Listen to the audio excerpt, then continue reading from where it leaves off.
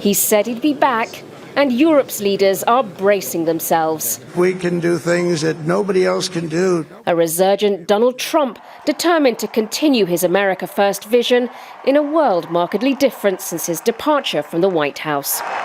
Riven with challenges not just to NATO, but also the European Union, as it struggles to maintain unity over a war at its border in Ukraine.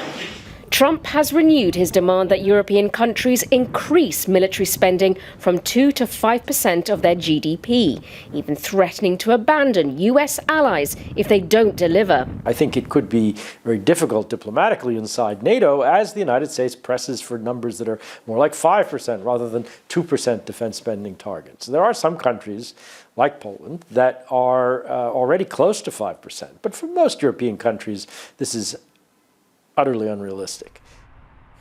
Europe remains sharply divided on the question of boosting military spending. Countries overburdened with a rising cost of living, such as Germany, are balking at the idea of shelling out 5% of their GDP on defense. Other countries with more pressing security concerns are more open to the idea. Europe's Baltic states say the threat posed by Russia means increased defense spending is urgent. That's been echoed by NATO's Secretary General. The 2% is not nearly enough, and if we don't do it, we are safe now, but not in 4 or 5 years.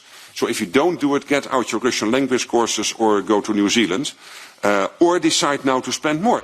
And another curveball, Trump reviving his talk of acquiring Greenland, a mostly autonomous territory of NATO member Denmark. We need Greenland for national security purposes. Observers say that any talk of a takeover is one way of getting the EU to negotiate buying more from the US, as well as threats of tariffs which would harm the bloc's sluggish economy, weakening an ally that is already facing challenges of its own. Sonia Gallego, Al Jazeera, Brussels. Make sure to subscribe to our channel to get the latest news from Al Jazeera.